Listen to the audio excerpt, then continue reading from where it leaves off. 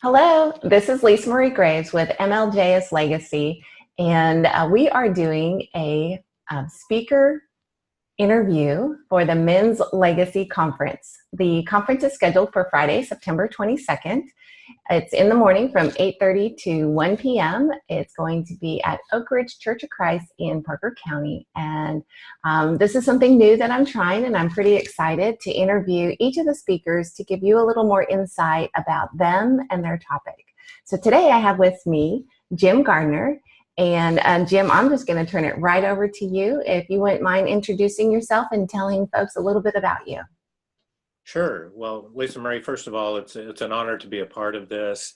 I think there are not enough opportunities for men to get together and network and learn. So what you're putting together here, I think, is really awesome and beneficial, and hopefully we'll continue to put these together going forward and be able to kind of spread the word, if you will. So I'm an elite performance coach. I focus primarily in financial services, which includes real estate and insurance, but also in the sports world.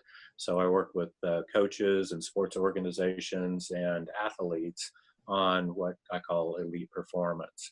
And really, it's about developing a system of preparation and practices that continually improve your capability and your capacity to do more, and really helping people identify that it's not so much about them in doing that as it is what they can do for others. So even for professional athletes that I work with, it's about building their fans and creating an experience for their fans by them becoming more capable on a consistent basis.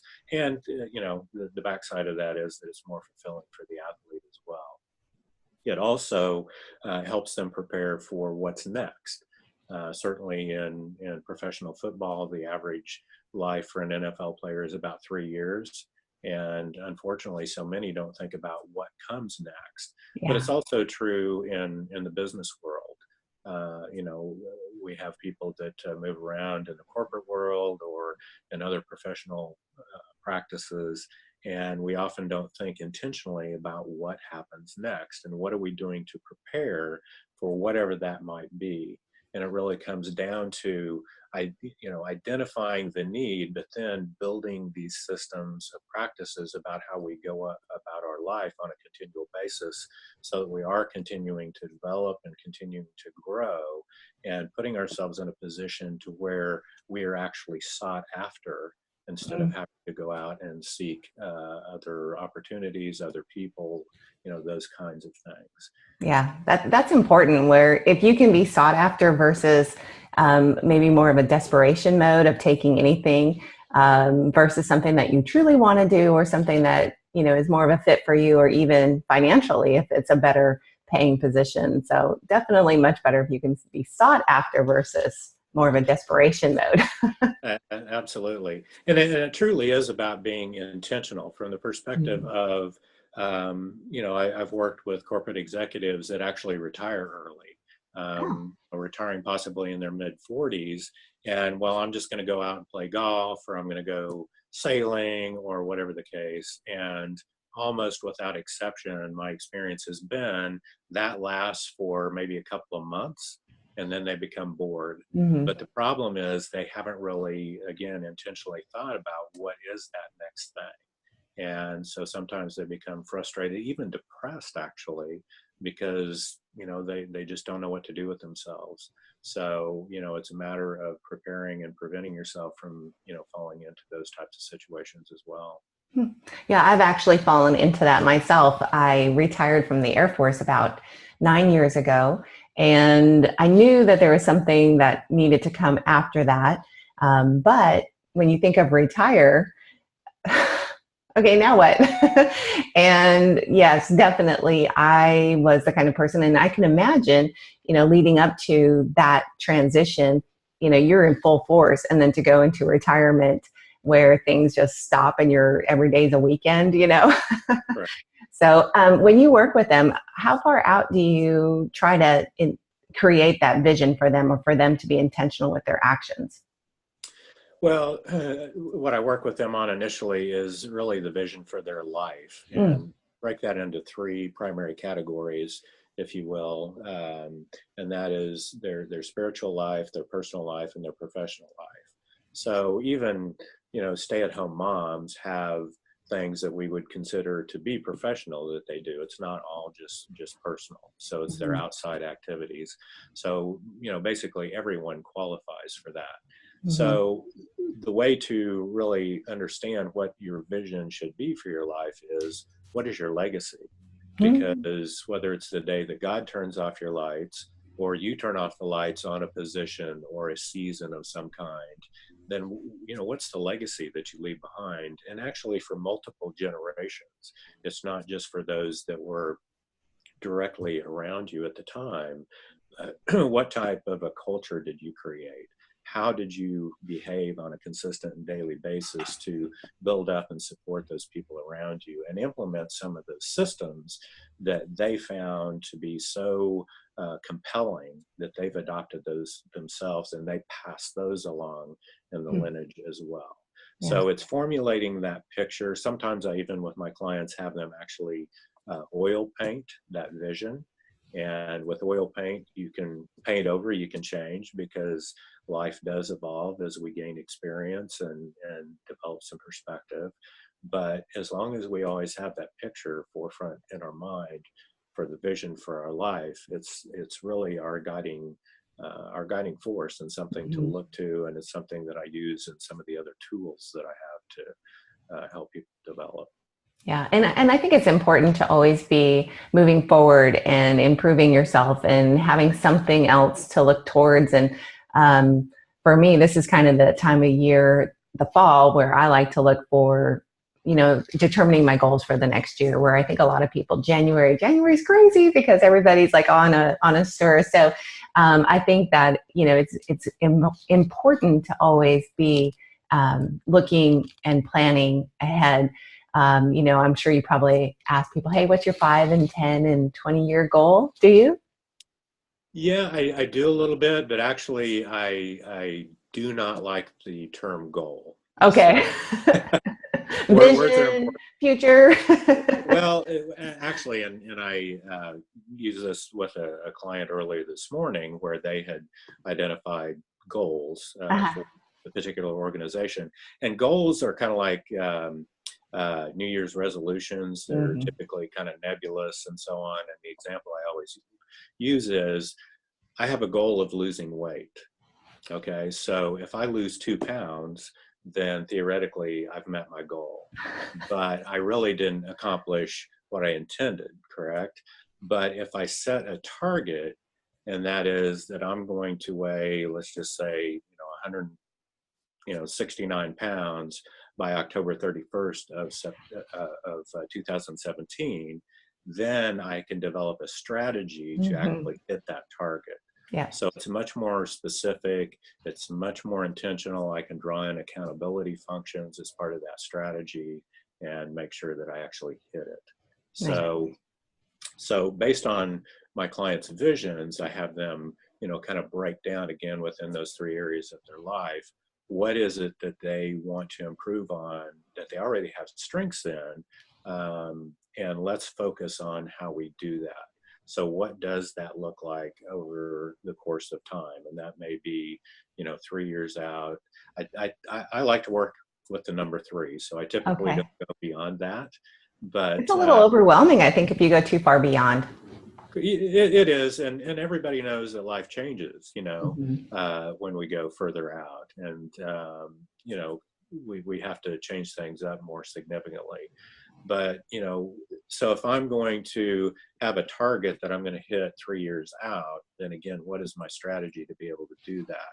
And one of the things from an elite performance perspective is if I were going to double that target or possibly reduce it in half, then what would I truly have to do differently? How would I have to think differently? What are the other resources I might have to bring to bear to make that happen? And not that I'm going to necessarily do those things as far as Hmm. doubling they're having, but it causes me to have to think differently and look for new ways of doing things that I might not otherwise think of, that allows me to actually hit that target probably sooner than I might have projected to begin with. And that's just ingrained in you, isn't it? Yes. Okay, so I got to share this.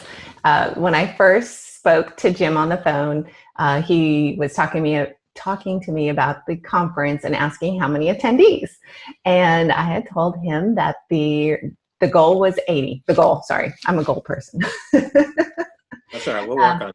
But the goal was 80, and he asked me the question, well, what would it take to double that? And so I was kind of like, oh my goodness, I was a little overwhelmed at just that moment in our conversation.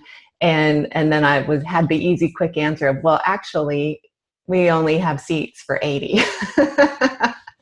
But I got to tell you that your words have definitely remained with me. And every day as I'm leading up to this conference, I'm thinking, what else can I do? Who else do I need to talk to? Am I doing everything within my skill set and my capabilities to make sure that it's going to be the most successful event that I can potentially, provide? And so your words have definitely stuck with me. And so I'm excited that I get to be in the room with the gentleman and hear you speak and to share your words of wisdom. So thank you so much. I'm excited to have you. Oh, I'm sorry. Yeah, I just wanted to add one thing, because sometimes when I talk about elite performance without having the opportunity to really explain a little bit, then people think it's just drive, drive, drive, dig, dig, dig. No, it's just constant, hard work.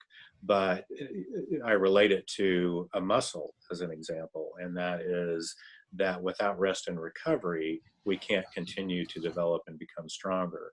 So as an elite performer, it's as important to be mindful and intentional about building in systems of rest and recovery in those three aspects of our life as well. So it's not overwhelming. It's not burnout. It's something that you actually look forward to, because you come back refreshed and full of energy and ready to go. Yeah, that's important. I absolutely agree. Would you mind sharing with our viewers why you think they should attend? And hopefully our viewers are definitely some of the men that were looking to attend, but also the women that may know men that they work with or friends, etc., that they think that where it would be beneficial to attend this conference. Well, first of all, Lisa Marie, we are fairly new in our relationship here, but I know you well enough to know your heart, and that you've done this for women, and now you're doing it for men. And it's to give people an opportunity to grow, to develop, to network, and meet people that they might not otherwise meet. So that is really important. And people may say, well, I can get that elsewhere. I can get that, at the Lions Club or at the Chamber of Commerce or whatever. And that is true, but this is going to be more focused. And fortunately, I know of some of the speakers that I'm going to be on stage with for this event, and I know their hearts, and I know what it is that they have to bring to the table to educate people as well. So it's going to be pretty powerful in that short period of time. But I think the key thing is, particularly for men, that we oftentimes don't take the time away to think about how we do become stronger. And it's not about us, but it's for those people that we love and care about around us, our families, the people that we work with, the people that we want to make an impact on through the course of our life. And being intentional about being able to do that, and dedicating the time, actually scheduling it to make sure that those things happen on a consistent basis. And so exposing ourselves to new and different information, but then the absolute key that is often missed is, how do we apply that? And so we have good intentions, we come and gather great information, and we go back to the office or back home, and life happens, and the next thing we know, we've forgotten about how we're going to apply. So one of the things that I want to get across to folks in this conference is to give them systems of how that application can take place so that they can actually start using it as soon as they leave the room and be able to continue to do that on an ongoing basis and leverage that also for the other speakers that are going to be presenting that day as well. So I think it is going to be a unique opportunity. We can play golf any day. We can, go out and hang out with the guys anytime, but this is going to be just an unusual and fantastic opportunity to learn and connect with people that we wouldn't otherwise have the opportunity to do so. Thank you. Thank you. You said that it's definitely a unique experience. Absolutely. This is something new for the gentleman in the area here.